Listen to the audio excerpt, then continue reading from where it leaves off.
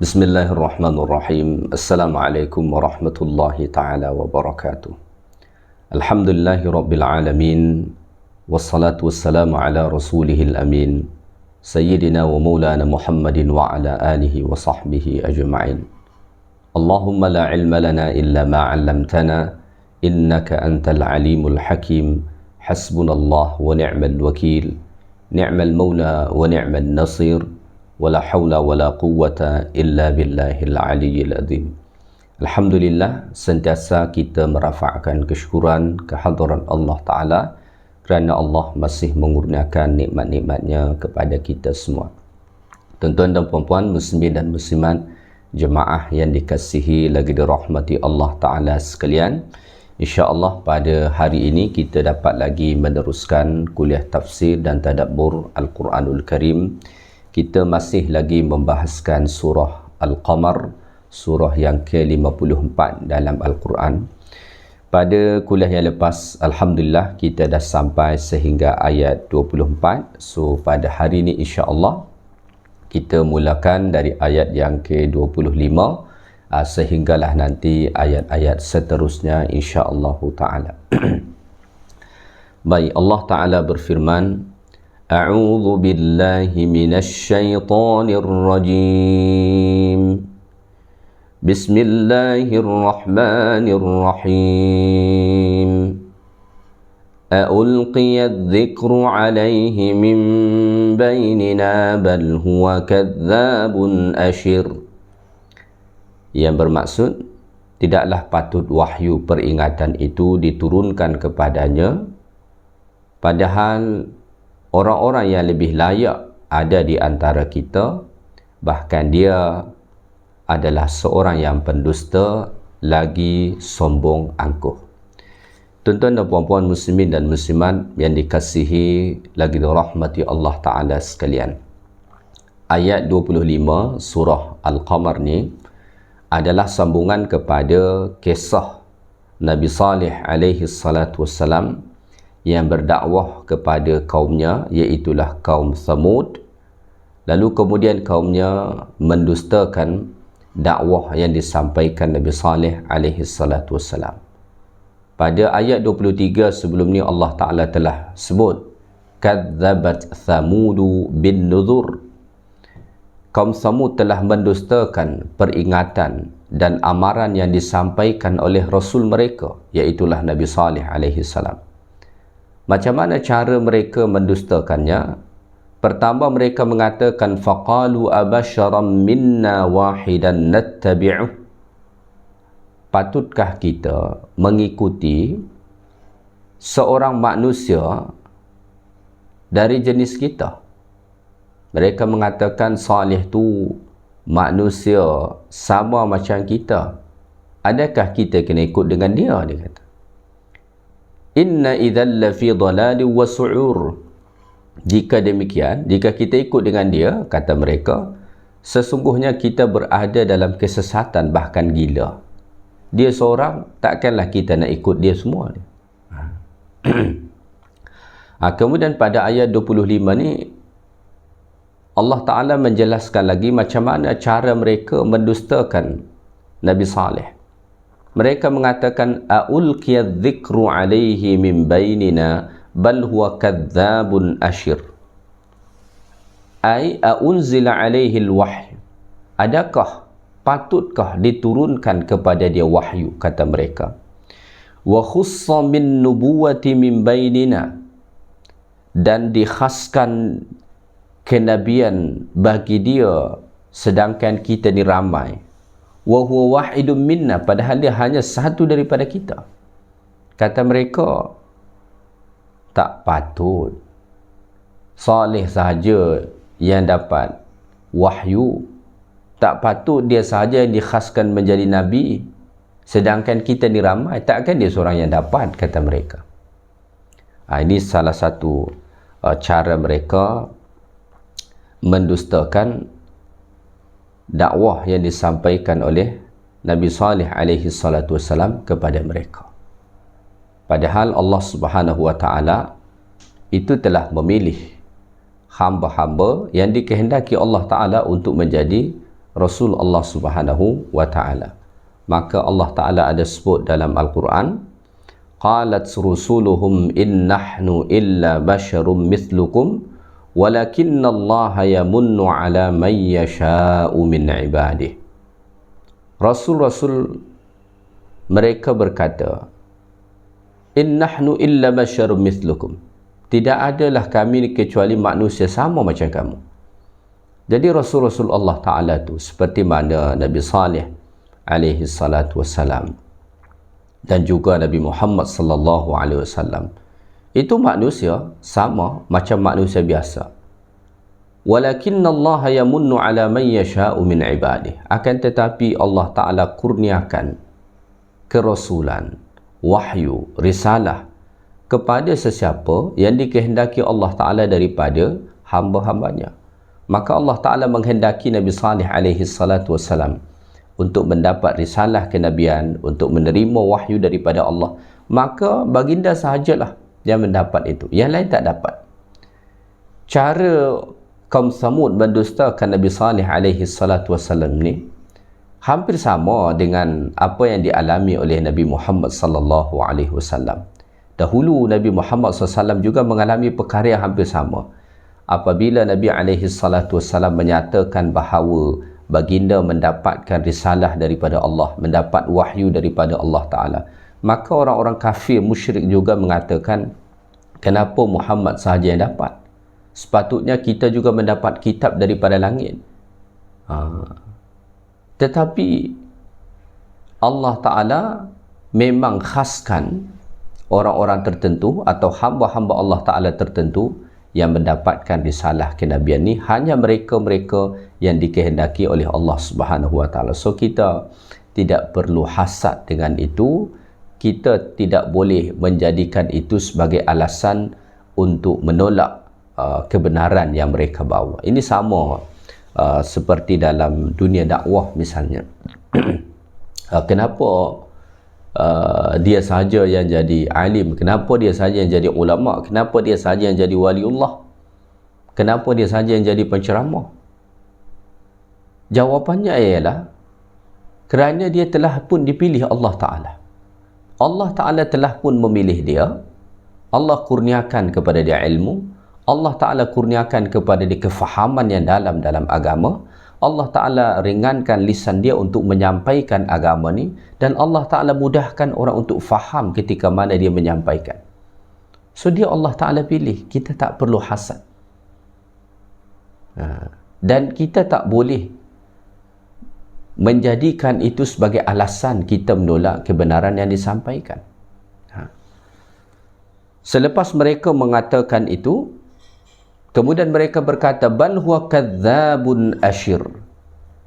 Bahkan dia, Salih ni, kata mereka, kadzab, adalah sebagai pendusta, kata mereka. Jadi selain mereka mendustakan dakwah yang disampaikan Nabi Salih alaihi salatu wassalam, mereka pula menuduh Nabi Salih alaihi salatu wassalam sebagai kadzab, sebagai pendusta. Ini dialami oleh para nabi-nabi Allah Ta'ala, sebagaimana Nabi Saleh, bahkan Nabi kita Muhammad sallallahu alaihi wasallam. Mereka menuduh nabi-nabi itu sebagai kadzab, sebagai pendusta. Seandainya mereka mahu berfikir tentang apa yang disampaikan, tentang risalah yang diajarkan kepada mereka, maka sudah tentu mereka tidak akan mengatakan itu sebagai kadzab, sebagai pendusta. Kerana ajaran yang dibawa oleh Nabi-Nabi Allah Ta'ala, Rasul-Rasul Allah Ta'ala tu, ajaran yang mempunyai prinsip-prinsip dasar, ajaran yang mempunyai sandaran yang kukuh, sehingga kan tidak mungkin itu sebagai dusta atau disampaikan seorang pendusta. Bal huwa kadzabun asyir, bahkan dia adalah sebagai pendusta, kata mereka. Lagi asyir. Asyir ni artinya, kata para ulama, syadidut tama'i fi ikhtisasi nafsihi bil makanah. Seseorang yang sangat ambisius, ya, untuk mengkhaskan dirinya pada kedudukan tertentu. Jadi mereka mengatakan Saleh ni dia seorang yang sangat ambisius, seorang yang sangat tamak, ingin berada pada kedudukan khas. Sebab itulah dia mengaku sebagai Nabi, kata mereka, mengaku sebagai Rasul. Dia ni nak dihormati, dia ni nak dimuliakan. So dia ni adalah seorang yang sombong, kata mereka. So ini tohmahan keji yang mereka buat kepada Nabi Saleh alaihi salatu wasalam tatkala baginda menyampaikan dakwah kepada mereka. Tohmahan-tohmahan yang sama ini biasa dialamatkan kepada para penyampai agama Allah Ta'ala. Mereka dituduh sebagai pendusta. Mereka dituduh sebagai seorang yang gila kedudukan, hendak dihormati, hendak dimuliakan. Ya, ini perkara biasa. Telah pun dialami oleh Nabi-Nabi Allah Ta'ala terdahulu seperti Nabi Saleh, dan juga dialami oleh Nabi kita Muhammad sallallahu alaihi wasallam. Ya. Dan hari ini pun pasti masih ada dialami oleh para da'i-da'i Allah Subhanahu wa taala, para penyeru-penyeru kepada agama Allah Subhanahu wa taala. Baik. Kemudian Allah Ta'ala berfirman pada ayat 26. Saya'lamuna ghadan manil kadzdzabul ashir. Esok mereka akan mengetahui siapakah orang yang pendusta lagi sombong angkuh itu. Apabila kaum Samud menuduh Nabi Saleh alaihi salatu wasalam seorang kadzdzabun ashir, seorang yang pendusta lagi angkuh sombong, maka Allah Ta'ala mengatakan saya'lamuna ghadan. Esok mereka akan tahu, nanti mereka akan tahu. Bila itu? Sayarawna 'inda nuzulil 'adzab. Nanti mereka akan melihat, akan tahu ketika mana azab turun, sama ada azab fid dunya wa yaumil qiyamah, sama ada azab dekat dunia ataupun hari kiamat. Manil kadzdzab, siapa sebenar yang pendusta itu dan siapa sebenar yang sombong itu. Nanti mereka akan tahu, kata Allah. Jadi ini memberi pengajaran bagi kita. Kalau kita sudah berada di jalan yang hak, di jalan Allah Ta'ala, lalu kemudian ada orang menuduh kita sebagai pendusta, ada orang menuduh kita sebagai orang yang sombong, ya, gila untuk dihormati, maka kita tidak perlu menjawab itu, berdebat dengan mereka. Ya, cukup kita redung ayat Allah Ta'ala ni. Saya'lamuna ghadan. Esok nanti mereka akan tahu juga. Akan ada hari penghakiman Allah Ta'ala, di mana Allah Ta'ala akan memutuskan siapa yang pendusta, siapa yang sombong, dan siapa yang tidak pendusta, yang tak sombong. Alaisallahu bi ahkamil hakimin. Allah itu sebaik-baik hakim. Maka kalau kita sudah berada di jalan yang hak, lalu kemudian orang menuduh kita sebagai pendusta, sebagai orang yang sombong, kita tidak perlu berduka cita dengan itu. Kita tidak perlu bersedih terlalu lama dengan itu. Biarkan sahaja, masa akan menjawab. Waktu akan menjawab siapa sebenar yang pendusta dan siapa pula sebenar yang sombong.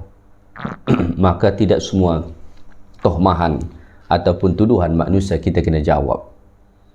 Sebahagiannya cukup kita diamkan sahaja, tunggu waktu, Allah Ta'ala akan beri jawapan sendiri, dan ketika itu masing-masing akan tahu siapa sebenar yang sombong dan pendusta itu. Pada ayat ni Allah Ta'ala menggunakan kata ghadan. Kata Allah, saya'lamuna ghadan. Esok mereka akan tahu. Ghadan itu bermakna esok. Ya. Padahal yang Allah Ta'ala maksudkan ialah hari kiamat. Syabbaha yawmal qiyamati biyaumi ghad. Allah Ta'ala serupakan hari kiamat dengan hari esok. Ini menunjukkan kepada kita fama aqrabul qiyamah, betapa hampirnya kepada kita kiamat itu. Seolah-olah esoklah kiamat kita, tak lama. Maka idza mata ahadukum faqad qamat qiyamatuhu, maka jika salah seorang kamu mati, maka sudah berlakulah kiamat dia. Ya, maka ketika mana kita mati, itu adalah kiamat bagi kita. Sebelum kiamat yang besar berlaku, di mana Allah Ta'ala menghancurkan seluruh alam semesta ini. Baik, kita teruskan ayat yang ke-27. Allah Ta'ala berfirman, Inna mursilun naqati fitnatan lahum fartaqibhum wastabir. Sesungguhnya kami menghantarkan unta betina yang menjadi mukjizat sebagai satu ujian bagi mereka. Lalu kami perintahkan Rasul kami, tunggulah apakah yang mereka akan lakukan, serta bersabarlah terhadap tentangan mereka. Pada ayat ni Allah Ta'ala menyebut, Inna mukhrijun naqah allati sa'aluha minas sakhrah. Sesungguhnya kami keluarkan unta betina yang mereka minta daripada batu besar. Jadi dahulu kaum Samud ni, selepas mereka mengingkari dakwah yang disampaikan Nabi Saleh alaihi salatu wassalam kepada mereka, kemudian mereka datang kepada Nabi Saleh alaihi salatu wassalam nak mencabar Nabi Saleh. Sebenarnya tidak ada tujuan mereka hendak beriman, hanya ingin mempermalukan Nabi Saleh alaihi salatu wassalam. Lalu mereka berkata, wahai Saleh, kalau engkau dapat keluarkan unta daripada batu besar tu, kami akan beriman dengan engkau. Kemudian Nabi Saleh alaihi salatu wassalam ambil janji daripada mereka. Betul ke kalian mahu akan beriman? Bagaimana nanti kalau Allah Ta'ala keluarkan daripada batu besar tu unta betina, adakah kalian mahu menepati perjanjian untuk menjaganya, untuk tidak mengganggunya, untuk tidak menyakitinya? Mereka mengatakan ya. Akhirnya Nabi Saleh alaihi salatu wassalam pun berdoa kepada Allah Ta'ala, maka Allah Ta'ala pun keluarkan daripada batu besar tu unta betina. So ini merupakan mukjizat Nabi Saleh alaihi salatu wassalam. Allah Ta'ala sebut dalam Al-Quran ni sebagai naqatullah, sebagai unta betina Allah. Kenapa? Sebab ni bukan unta-unta biasa, tetapi unta yang Allah Ta'ala khaskan sebagai mukjizat Nabi Saleh alaihi salatu wassalam, yang mesti dijaga, dipelihara, tak boleh dikacau dan tak boleh kemudian disakiti. Inna mursilun naqata fitnatan lahum. Sesungguhnya kami menghantarkan unta betina yang menjadi mukjizat Nabi Saleh alaihi salatu wassalam, fitnatan lahum, sebagai satu fitnah bagi mereka, sebagai satu ujian bagi mereka. Jadi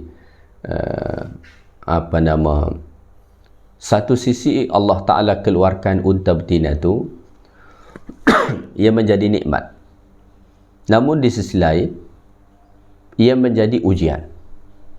Ya, maka sebahagian ulama mengatakan, ta'ammal fi ni'amillahi ta'ala, renungkanlah tentang nikmat-nikmat Allah Ta'ala yang Allah Ta'ala kurniakan. Fa illam tuaddi syukraha fahiya fitnah wastidraj wa tariqu halak. Cuba renungkan tentang nikmat-nikmat yang Allah Ta'ala kurniakan kepada kita.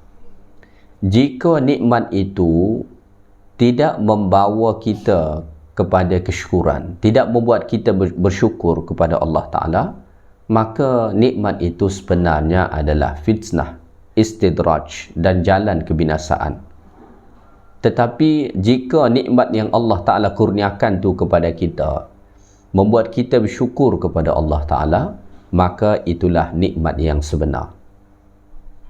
Maka Allah Ta'ala keluarkan kepada mereka unta betina, ya, sebagai fitnah. Al-Imam Ar-Razi rahimahullah mengatakan al-mu'jizatu fitnah.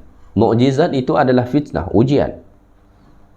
Mukjizat-mukjizat yang Allah Ta'ala kurniakan kepada para nabi, para rasul seperti Nabi Salih alaihi salatu wassalam ni, itu merupakan fitnah, ujian. Kenapa? Li'anna biha yutamayyazu halu man yuthabu mimma yu'adzab. Kerana dengan mukjizat tadi dapat dibezakan antara orang yang akan mendapat ganjaran pahala daripada Allah kerana beriman dari orang yang akan diazab kerana tidak mahu beriman. Fal mu'jizatu ibtila, maka mukjizat itu adalah ujian. Ya. Orang yang beriman dia akan dapat pahala. Orang yang tak mahu beriman dia akan diazab. Maka dengan hadirnya mukjizat itu akan tampak bagi kita mana yang beriman dan mana yang tidak beriman. Maka al-mu'jizatu ibtila, al-mu'jizatu fitnah. Mukjizat itu merupakan ujian daripada Allah. Selain ia sebagai tanda kerasulan sebagai seorang rasul, tetapi ia juga menjadi ujian bagi kaum rasul tersebut seperti kaum Thamud yang Allah Ta'ala ceritakan. Maka selepas Allah Ta'ala mengeluarkan unta betina ni sebagai ujian bagi mereka kaum Thamud, umat Nabi Salih alaihi salam, maka Allah Ta'ala berkata kepada Nabi Salih, fartaqibhum wastabir. Maka tunggulah wahai Salih, perhatikanlah wahai Salih, ma yahillu bihim minal azab, azab apa yang akan menimpa mereka. Tengok je lah melalui unta betina ni, perhatikanlah, tengoklah azab apa yang akan menimpa mereka. Wastabir, dan bersabarlah ala da'watika iyyahum wa adahum laka, dan teruslah bersabar untuk menyampaikan dakwah kepada mereka, dan bersabarlah atas sikap buruk yang mereka buat terhadap engkau, kata Allah Ta'ala kepada Nabi Salih alaihi salatu wassalam. Baik, kemudian Allah Ta'ala berfirman pada ayat 28, وَنَبِّئْهُمْ أَنَّ الْمَاءَ قِسْمَةٌ بَيْنَهُمْ كُلُّ شِرْبٍ مُحْتَضَرٍ. Dan khabarkanlah kepada mereka bahawa sesungguhnya air telaga mereka terbahagi di antara mereka dengan unta itu. Tiap-tiap bahagian air itu dihadiri oleh yang berhak mengambilnya. Ini sambungan tentang mukjizat Nabi Salih alaihi salatu wassalam tentang unta betina tadi.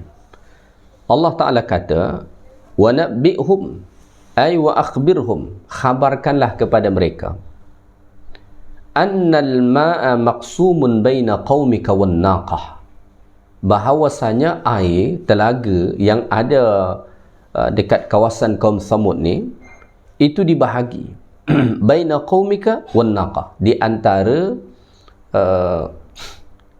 kaum Thamud, iaitulah kaum Nabi Salih alaihi salam, dan juga unta betina itu. Jadi salah satu kesepakatan yang diambil daripada mereka dan diberitahukan kepada mereka bahawa kalau Allah Ta'ala keluarkan unta betina itu daripada batu sebagaimana yang mereka mintakan kepada Nabi Saleh, maka mereka mesti reda air telaga yang ada dekat situ mereka ambil secara bergantian. Ada hari untuk kaum Thamud, ada hari untuk unta betina ni. Maka tidak boleh saling mengganggu. Maka hari bagi kaum Thamud, silalah mereka ambil air daripada situ. Tetapi hari bagi unta betina ni, mereka tak boleh datang. Hanya unta betina itu sahaja yang boleh minum pada hari itu. Maka Allah Ta'ala kata, وَنَبِّئْهُمْ أَنَّ الْمَاءَ قِسْمَةٌ بَيْنَهُمْ, beritahukanlah kepada mereka bahawasanya air telaga yang ada dekat situ dibahagikan, ya, baina qaumika wan naqah, antara kaummu dan juga unta betina itu. Ya, lin naqati yawm wa lahum yawm, maka bagi unta betina itu 1 hari, bagi mereka 1 hari. Kullu syirbin yahduruhu man kanat qismatuhu. Maka setiap bahagian air itu dihadiri yang berhak mengambilnya. Maka pada hari kaum Samud misalnya untuk mengambil air daripada situ, maka mereka datang, unta betina ni tak datang. Dan pada hari giliran unta betina ni sahaja yang datang, mereka tak boleh datang. Dan ini disampaikan oleh Nabi Saleh alaihi salatu wassalam kepada mereka supaya dipatuhi, supaya mereka ikut kepada peraturan ini. Kerana Allah Ta'ala telah pun mengabulkan apa yang mereka minta untuk mengeluarkan unta betina daripada batu besar itu. Tetapi apa yang berlaku, Allah Ta'ala sebut pada ayat 29. فَنَادَوْا صَاحِبَهُمْ فَتَعَاطَ فَعَقَرْ. Mereka selepas itu merasa bosan dengan keadaan unta itu dan berkira hendak membunuhnya. Lalu mereka memanggil kawan mereka yang sanggup membunuhnya, maka dia pun bertindak sampai dapat membunuhnya. Ya. Kaum Nabi Saleh alaihi salatu wasalam tidak mahu mengikuti peraturan itu. Akhirnya fanadaw sahibahum, mereka menyeru sahabat mereka, salah seorang daripada kaum Samud, ala aqriha, untuk menyembelih unta betina tadi.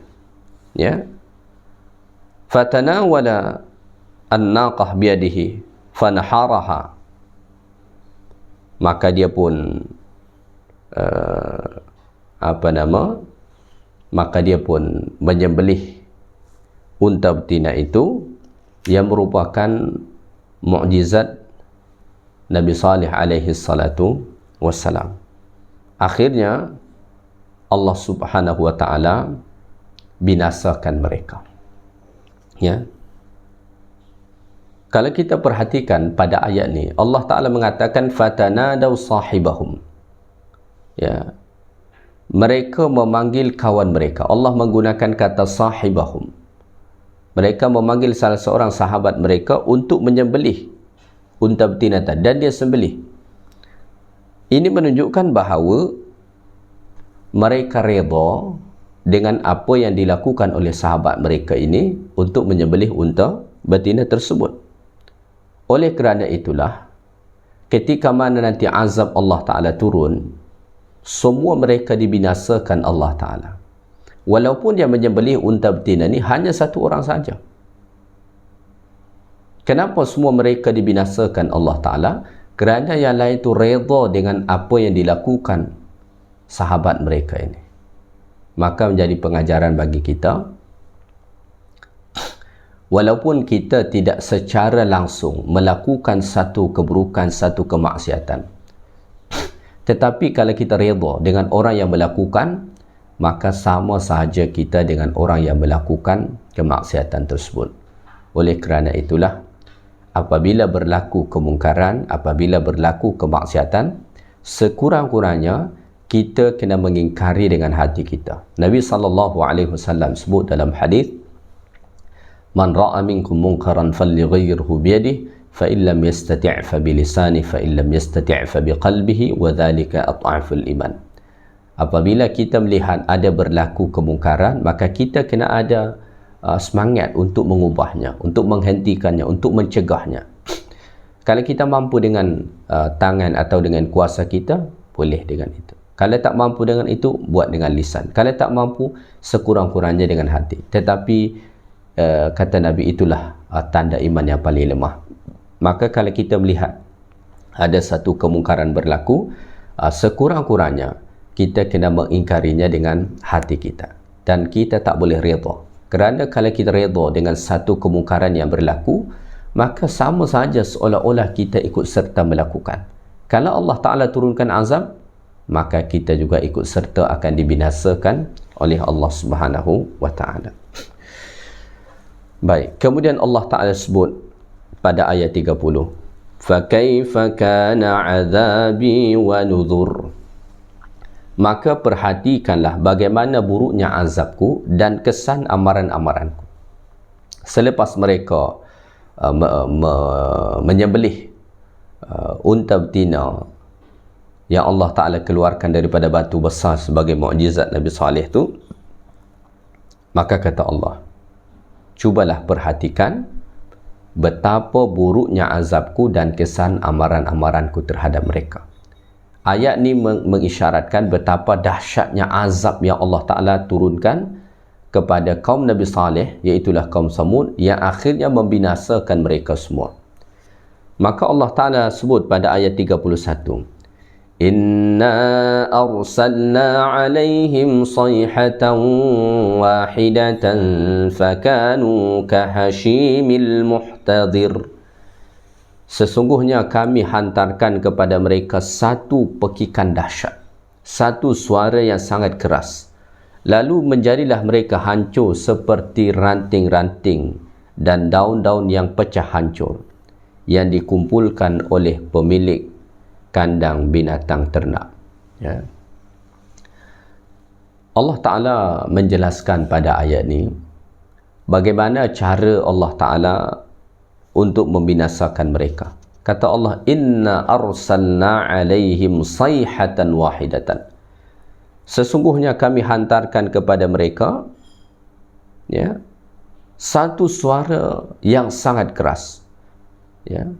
Menurut sebahagian ulama, Allah Ta'ala hantar malaikat Jibril, fasaha bihim sayhatan wahidatan.